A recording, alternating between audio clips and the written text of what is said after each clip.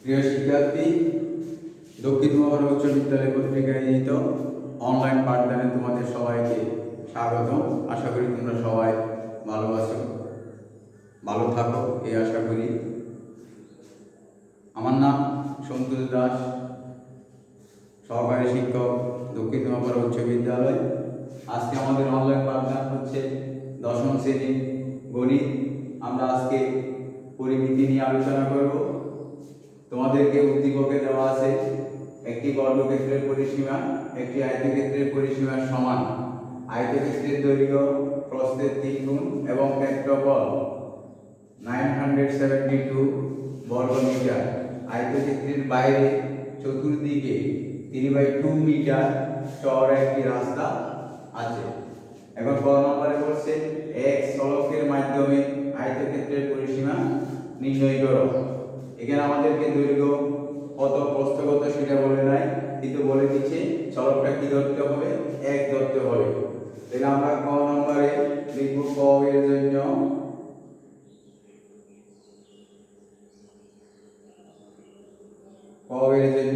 চলকটা আমাদেরকে ধরতে বলছে x এখানে দেওয়া আছে।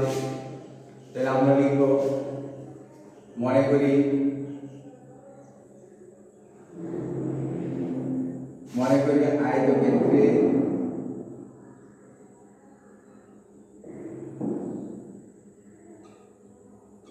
আয়তক্ষেত্রে প্রস্থ আমাদেরকে বলছে কি দৈর্ঘ্য প্রস্থের 3 গুণ। তাহলে প্রস্থ যদি পাই তাহলে আমরা দৈর্ঘ্য পেয়ে যাব। আয়তক্ষেত্রে প্রস্থ x মিটার।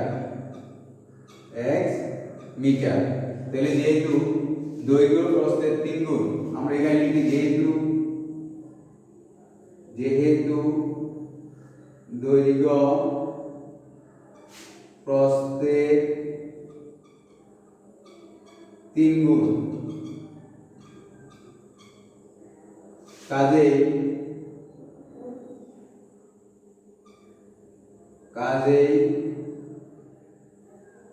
দৈর্ঘ্য হবে প্রস্থের 3 গুণ, প্রস্থ x, তাহলে x ইনটু 3 বা 3x মিটার। তাহলে এখন আমরা দৈর্ঘ্য পেয়ে গেছি, প্রস্থ পেয়ে গেছি। আমাদেরকে বলছে কি আয়তক্ষেত্রের পরিসীমা নির্ণয় করো। পরিসীমার সূত্র হচ্ছে 2 ইনটু দৈর্ঘ্য প্লাস প্রস্থ। তাহলে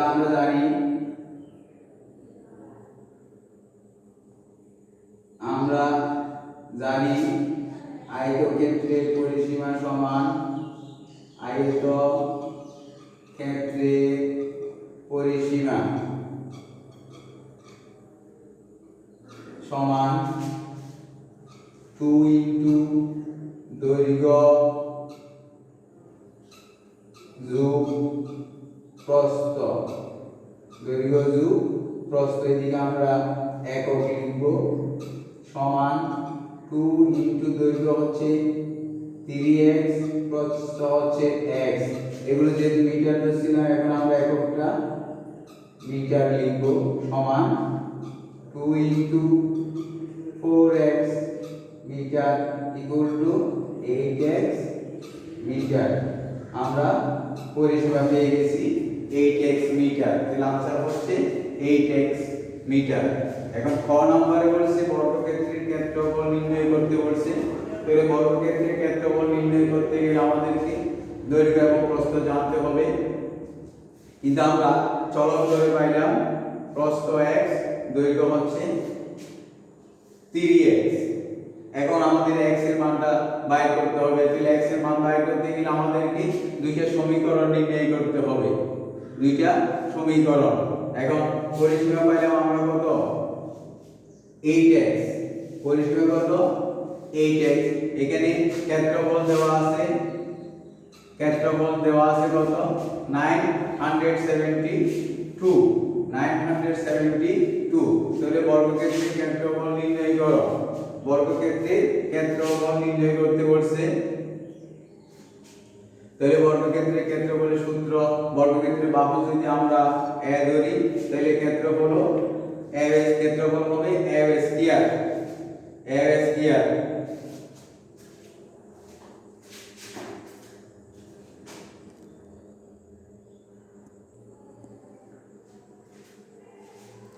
এখন আমরা যাব ক নম্বরে ক এর জন্য ক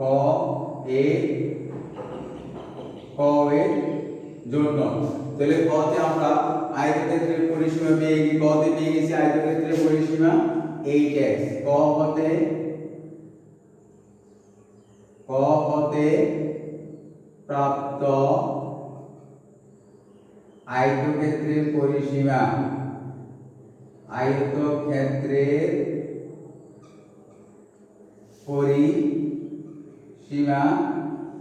সমান 8x মিটার 8x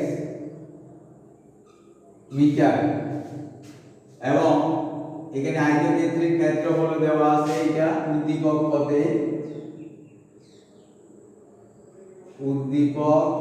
হতে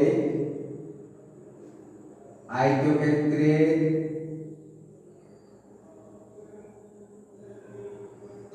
ক্ষেত্রফল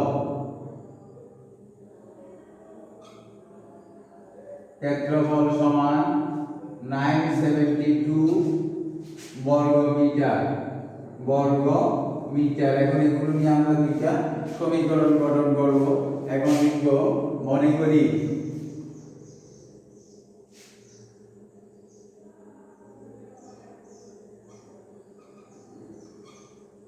করি আয়তক্ষেত্রে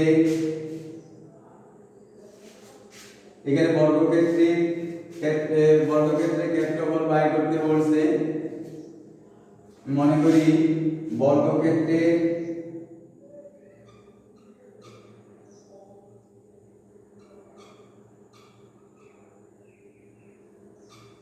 বাহুর দৈর্ঘ্য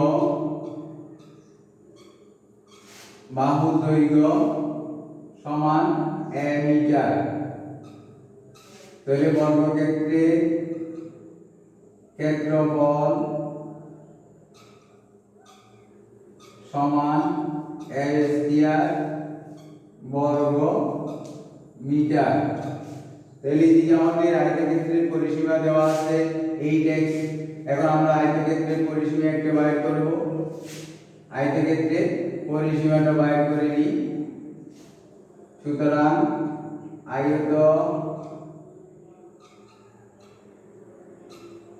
আয়তক্ষেত্রের পরিসীমা সমান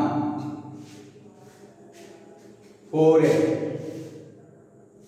আয়তক্ষেত্রের পরিসীমা এখানে বলা আছে একটি বর্গক্ষেত্রের পরিসীমা একটি আয়তক্ষেত্রের পরিসীমা সমান বর্গক্ষেত্রের বাহুর দৈর্ঘ্য লিখছি আমরা ক্ষেত্রফল a স্কয়ার তাহলে বর্গক্ষেত্রের পরিসীমা একটি আয়তক্ষেত্রের পরিসীমা সমান তাহলে বর্গক্ষেত্রের পরিসীমা পাইলে আমরা আয়তক্ষেত্রের পরিসীমাটা পেয়ে যাব আয়তক্ষেত্রের পরিসীমা সমান আয়তক্ষেত্রের দৈর্ঘ্য প্রস্থের 3 গুণ এবং ক্ষেত্রফল 972 বর্গ মিটার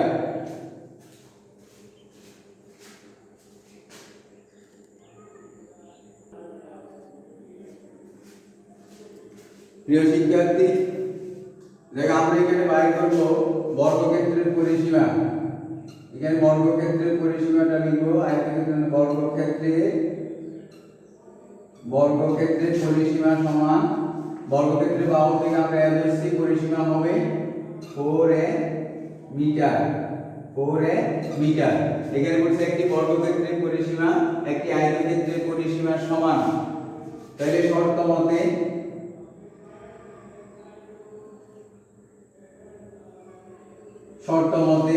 বলছে বর্গক্ষেত্রের পরিসীমা আয়তক্ষেত্রের পরিসীমা সমান তাহলে আয়তক্ষেত্রের পরিসীমা আমরা 8x পেয়েছি বর্গক্ষেত্রের পরিসীমা পেয়েছি 4a তাহলে শর্ত মতে 4a সমান 8x বা a সমান 8x বাই 4 সুতরাং a সমান আমরা পাচ্ছি 4 গুণ আর এটা কাটলে ভাগ করলে 2x a সমান 2x এটাকে আমি সমীকরণ নাম্বার 1 দিয়ে দিই এখন x এর মান যদি বাইর করতে পারি তাহলে আমার এর মান এসে যাবে বর্গক্ষেত্রের বাহুর দৈর্ঘ্য এসে যাবে।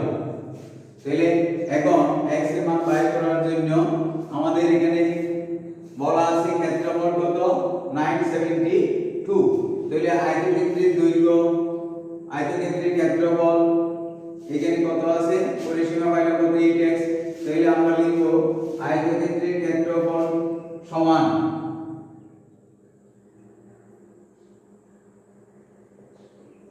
আয়তক্ষেত্রের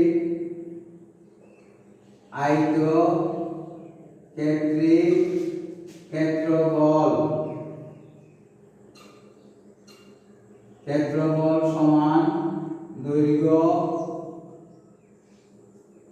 গুণ প্রস্থ সমান দৈর্ঘ্য আমরা পাইলাম কত 3x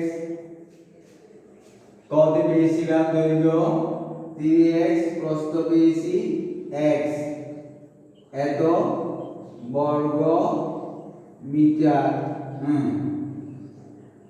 সমান 3x স্কয়ার বর্গ মিটার। এটা আয়তক্ষেত্রের ক্ষেত্রফল। এটা আয়তক্ষেত্রের ক্ষেত্রফল দেওয়া আছে 972।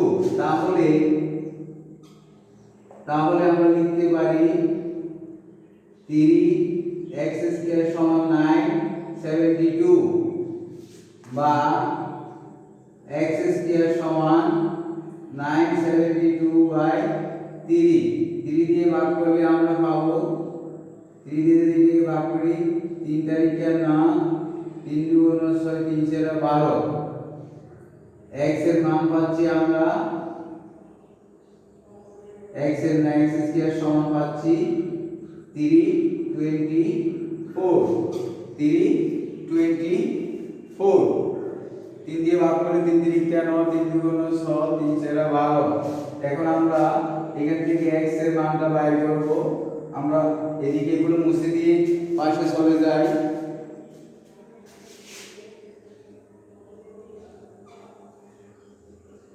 পাশে আমরা যাইতে পারি এদিকে লিখে আমরা এই ক এর বাকি অংশ ক এর বাকি অংশ তাহলে পাচ্ছি বা x সমান √324 বর্গমূল করে এখানে পাশে সাইড রুটটা লিখে দিই বর্গমূল করে তাহলে 324 এর আমরা বর্গমূল করে দেখি কত পাই। 1 এর ডবল এদিকে 2 লিখব 8 আনলাম 8 8 66 4 8 16 22 এই কত পাইলাম 18 আমরা বর্গমূল করে দেখছি। তাহলে সুতরাং x সমান 18 x এর মান যখন এক নঙ্গে বসাবো তাহলে আমরা এক মান পেয়ে যাব। x এর মান 1 নং সমীকরণে বসাইলে কি হয় a সমান 2 × 18 সুতরাং a সমান 36 এর মান 36 পেয়ে গেছি। আমাদেরকে বলছে বর্গক্ষেত্রের ক্ষেত্রফল নির্ণয় করো। আমরা বর্গক্ষেত্রের বাহুর দৈর্ঘ্য a ধরছিলাম এর মান পেয়ে গেছি। এখন লিখব সুতরাং বর্গক্ষেত্রের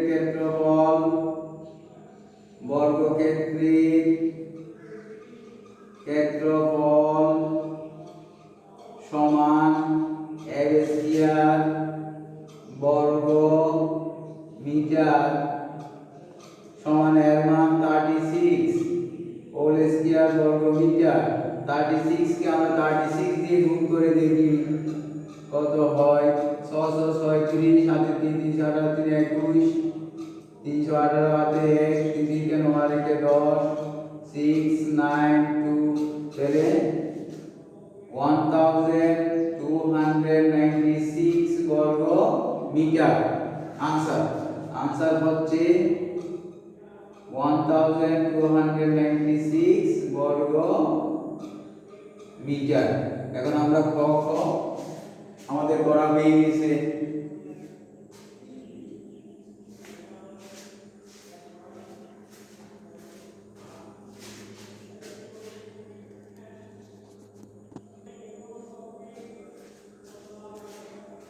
এখন আমরা গ নম্বরে যাই।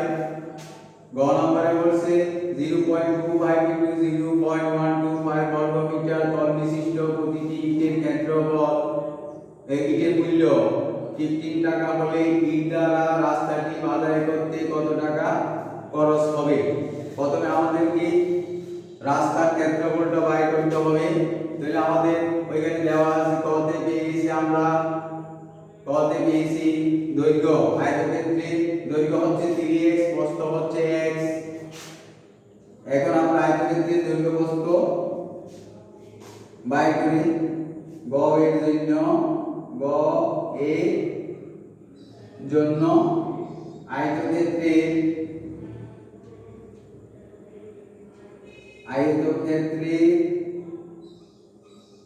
দৈর্ঘ্য সমান 3x সমান 3 ইনটু x এর মান 18 পেয়েছি আমরা। এত মিটার সমান 36 মিটার। তাহলে আয়তক্ষেত্রের প্রস্থ সমান x সমান 18 মিটার। তাহলে আয়তক্ষেত্রের দৈর্ঘ্য পেয়ে গেছি, আয়তক্ষেত্রের প্রস্থ, তাহলে আয়তক্ষেত্রের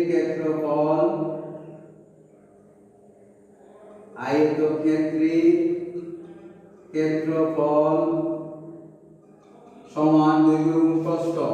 দৈর্ঘ্য হচ্ছে 36, প্রস্থ হচ্ছে 18, এত বর্গ মিটার।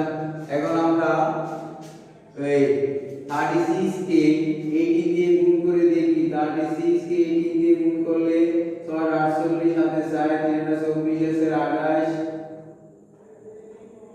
6 3, তাহলে 8 28 হয় 14 से राते 1 5 6 648 বর্গ মিটার।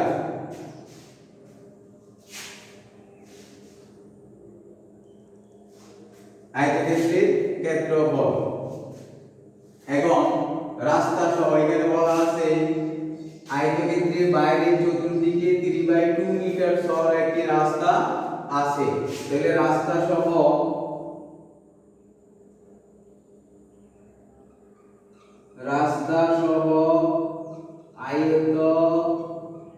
আয়তক্ষেত্রের দৈর্ঘ্য সমান 36 প্লাস 2 ইনটু 3/2 এত মিটার সমান 2 কাটা গেছে, 36 এর সাথে 3 যোগ করলে 39 মিটার। এবার রাস্তা সহ আয়তক্ষেত্রের প্রস্থ। আয়তক্ষেত্রের দৈর্ঘ্য হচ্ছে 18 প্লাস 2 ইনটু 3/2 এত মিটার সমান 2 কাটা গেছে, তাহলে 18 এর সাথে 3 যোগ করলে 21 মিটার। তাহলে প্রস্থ এবং দৈর্ঘ্য আমরা পেয়ে গেছি রাস্তা সহ। তাহলে রাস্তা সহ আয়তক্ষেত্রের ক্ষেত্রফল আমরা পাশে যাই। রাস্তা সহ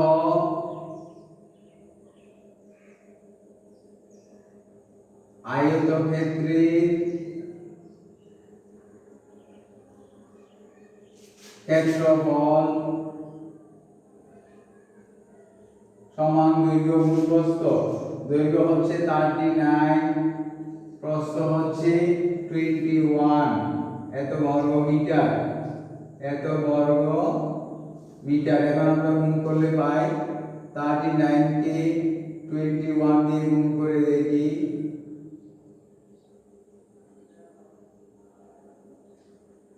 890 বর্গ মিটার। এখন যদি আমরা রাস্তা সহ আয়তক্ষেত্রের ক্ষেত্রফল থেকে রাস্তা বাদে যেটা আয়তক্ষেত্রের ক্ষেত্রফল আছে সেটা বাদ দিয়ে আমরা রাস্তার ক্ষেত্রফল পাবো। তাহলে সুতরাং রাস্তার ক্ষেত্রফল সমান 819 মাইনাস 648 বর্গ মিটার। বিয়োগ করলে পাই 98 গেলে 1, 11 থেকে 4 গেলে 7 আছে 1 7, 8 থেকে 7 গেলে 1, 171 বর্গ মিটার। এটা রাস্তার ক্ষেত্রফল। এখন আমাদেরকে ইটের ক্ষেত্র আমাদেরকে বলছে কি আয়তক্ষেত্রে বাইরে চতুর্দিকে 3/2 মিটার চওড়া রাস্তা আছে। এখানে বলছে প্রতিটি ইটের মূল্য 15 টাকা হলে ইট দ্বারা রাস্তাটি বাধাই করতে কত টাকা খরচ হবে।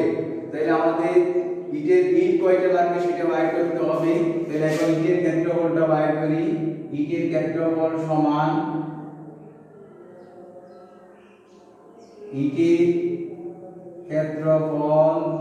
সমান এখানে বলা আছে 0.25 * 0.125 বর্গ মিটার তল বিশিষ্ট। তাহলে ক্ষেত্রফল সমান 0.25 * 0.125 এত বর্গ মিটার সমান। এখন গুণ করলে আমরা কত পাই? এখানে পাশে করে দেখি 0.125 5 5 29 5 10 12 1 5 के 100 5 0 0 5 10 हाथे 5 2 के 2 0 আরেকটা শেষ। তাহলে এখন 0 দিয়ে করে গেলে 0 0 0 0 5 2 6 by 11 হাতে 3 0 0। তাহলে 5 গুলো বাদ দিতে হবে। এদিকে 3 করে দিকে দিকে 5 1 2 3 4 5 এখানে। তাহলে আমরা পাচ্ছি 0.03125 বর্গ মিটার। তাহলে এখন ইটের প্রয়োজন সমান বা ইট লাগবে সমান আমরা দিকে পাইলাম কত? ক্ষেত্রফল কত? 171। এটাকে 0.03125 এতটি ভাগ করলে আমরা পেয়ে যাব। ভাগ করে ক্যালকুলেটরে মারো।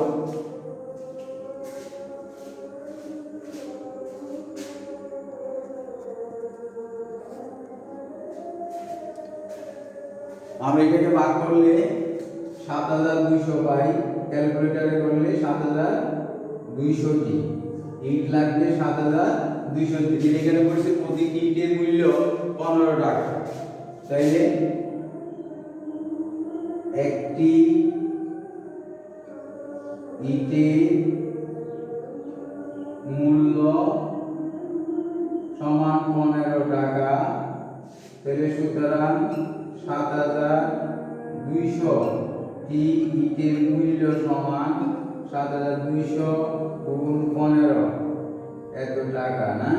এখন গুণ করলে আমরা পাবো, গুণ করে দেখি 15 × 30 শূন্য হাতে 3 7 × 105 105 এর সাথে 3 যোগ করলে 100 108 হয়। এদিকে মিলে শূন্য। তাহলে একক দশক শতক হাজার 1,08,000 টাকা। আনসার হবে 1,08,000 টাকা। প্রিয় শিক্ষার্থী, আমাদের উদ্দীপক অনুসারে ক খ গ তিনটা করা হয়ে গেছে। আশা করি তোমরা এই ক্লাসগুলা ভালোভাবে দেখতেছো। দেখলে তোমরা উপকৃত হবে। তোমরা প্রতিদিন আমাদের অনলাইন পাঠদানগুলো দেখবে, তোমাদের কোনো সমস্যা হবে না।